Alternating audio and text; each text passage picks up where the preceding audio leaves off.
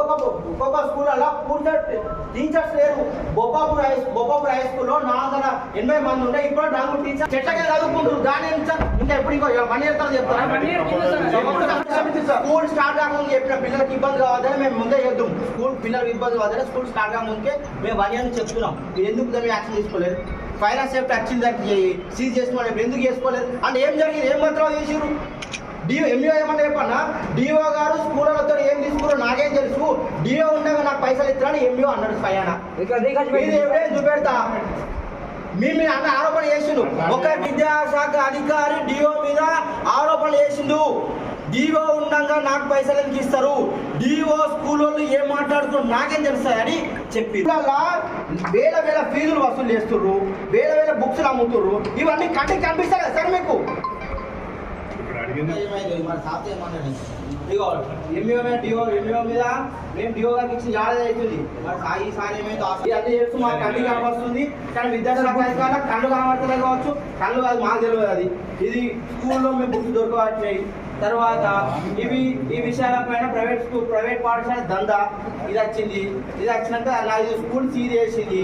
ఇది అయిపోయిన తర్వాత సార్ దగ్గర చెట్ల కింద చదువుకుంటారని చెట్ల కింద సార్ దగ్గర పెట్టింది. ఇవన్నీ ఎవిడెన్స్ ఉన్న తర్వాత సార్ చెప్పాలి.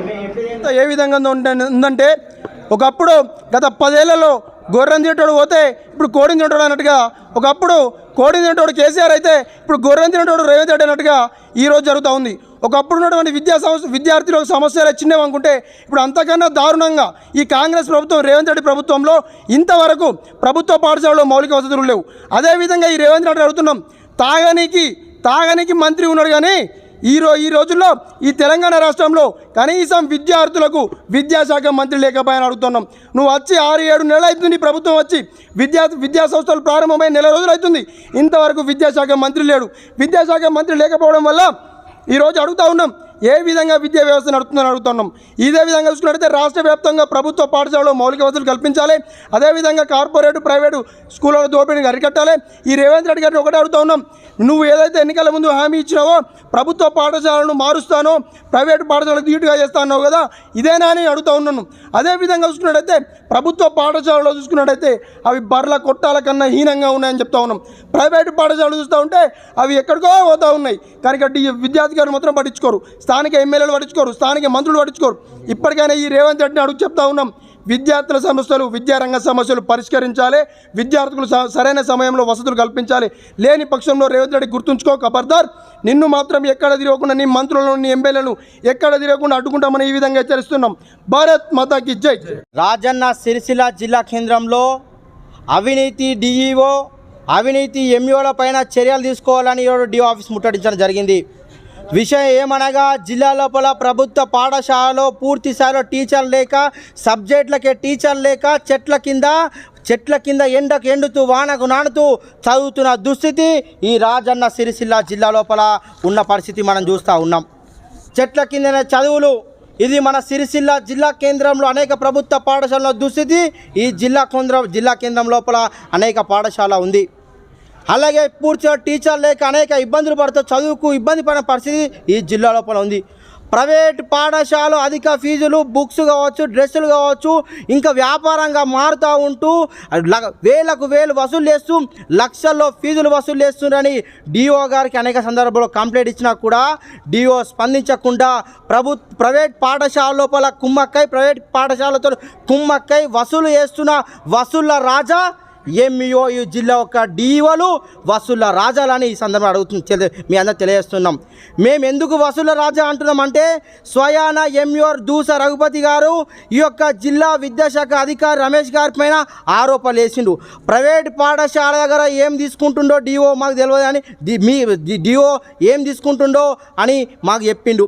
అదే డిఓకు పైసలు ఇవ్వకుండా ఎంఈఓకి ఎక్కడైనా ఇస్తారని ఈ స్వయాన మాట అన్నది ఎంఈఓ దూస రఘుపతి గారు. అలాగే ప్రైవేట్ పాఠశాల కుమ్మక్కైన వీరిపైన ఏసీబీ అధికారులు వీరిపై చర్యలు తీసుకోవాలి. జిల్లా ఎస్పీ గారికి విజ్ఞప్తి చేస్తూ ఉన్నాం. దీనిపైన కలెక్టర్ కోసం విజ్ఞప్తి చేస్తున్నాను. విచారణ చేసి చర్యలు తీసుకోవాలి. ఈ ప్రైవేట్ పాఠశాల ఫీజులు నియంత్రించాలి. అలాగే పూర్తి స్థాయిలో రిక్రూట్మెంట్ టీచర్ లేని స్కూళ్ళల్లో ఈ యొక్క సమస్యను పరిష్కరించకుంటే ఏబీవీపీ ఆధ్వర్యంలో ఈ యొక్క జిల్లా కేంద్రంలో త్వరలోనే డిఓ ఆఫీస్ ఛాంబర్లో ఆమరణ నిరాహార దీక్షకు సిద్ధపడతాం. మా ప్రాణాలు పోయినా సరే, మా జీవితాలు ఏదైనా సరే, ఈ పేద బడుగు బలహీన వర్గాల విద్యార్థుల కోసం ఈ సమస్యలు పరిష్కరించే వరకు కొట్లాడతాం. అలాగే ప్రభుత్వ పాఠశాలలో మాస్టర్లు కావచ్చు, విద్యార్థులు టాయిలెట్స్ లేక, స్వీపర్స్ లేక, టాయిలెట్స్ సరిపోక క్యూ లైన్ కడుతున్న దుస్థితి ఈ జిల్లా లోపల ఉంది. ఈ యొక్క ముఖ్యమంత్రి రేవంత్ రెడ్డి గారికి విజ్ఞప్తి చేస్తూ ఉన్నాం. ముఖ్యమంత్రి రేవంత్ రెడ్డి గారు ప్రభుత్వ పాఠశాలలు కావచ్చు, ప్రైవేట్ పాఠశాల ఫీజుల విషయం కావచ్చు, మీ కంటికి కనిపిస్తలేదా? కంటికి కనిపించకుంటే ఒక కంటి వైద్యుని సంప్రదించి అద్దాలు పెట్టుకోండి. అలాగే డిఓ గారికి మేము ఒక విన్నపి ఇస్తున్నాం. సార్, మీకు కూడా కంటి సరే కంటిలో ఉంది కావచ్చు, మీరు కూడా ఈ జిల్లాలో జరుగుతున్న ప్రభుత్వ పాఠశాల సమస్యలు కావచ్చు, ప్రైవేట్ పాఠశాలలో అయితే అధిక ఫీజులు బుక్స్ కావచ్చు, మీకు కంటికి కనిపిస్తలేదు, మీరు కూడా ఒక ప్రముఖ కంటి వైద్యుని సంప్రదించి కంటి పరీక్షలు వేసుకోండి. లేకపోతే పైసలు లేకపోతే చెప్పండి, మా పేద విద్యల సమస్య ఉంది కాబట్టి మనిషికి తలా వేసి ఆ వైద్య ఖర్చులు మేమే భరిస్తామని మేము తెలియజేస్తున్నాం. డిఓని సస్పెండ్ చేయాలి, ఎంఏని సస్పెండ్ చేయాలి, ఈ ప్రభుత్వ పాఠశాల మౌలిక వసతులు కల్పించాలి, టీచర్ల సమస్యలు సాల్వేషన్ చేయాలి. ఈ యొక్క చెట్లకి చదువుకుంటున్న దుస్థితి ఏదైతుందో ఈ సమస్యలు తీర్చకుంటే మేము తప్పకుండా ఉద్యమం చేస్తాం. ఎమ్మెల్యే కేటీఆర్ కూడా విజ్ఞప్తి చేస్తూ ఉన్నాం. మీరు గతంలో చేసిన మాదిరి కాదు, మీరు ఇంకా దీనికన్నా దారుణం చేస్తున్నారు. కాంగ్రెస్ ప్రభుత్వం ఏ విధంగా చేస్తుందో మీకు దాన్ని దారుణంగా చేస్తున్నారు. కాంగ్రెస్ ప్రభుత్వం ఇది 10 రూపాయలు అయితే మీరు 20 రూపాయలు వేసారు ఇప్పటి వరకు.